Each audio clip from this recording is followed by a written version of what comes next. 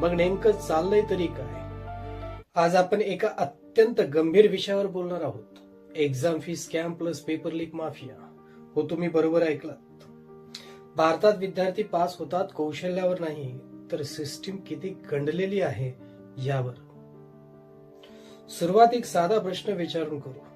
आपण प्रत्येक परीक्षा देताना शेकडो, कधी हजारो रुपये एक्झाम फीस भरतो.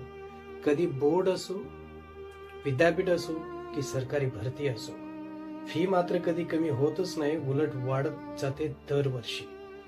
पण त्या फीचं होतं तरी काय? अधिकाऱ्याच्या रिपोर्टनुसार अनेक ठिकाणी एक्झाम फी मधून होणारे कोट्यावधी रुपये योग्य ठिकाणी वापरले जात नाहीत.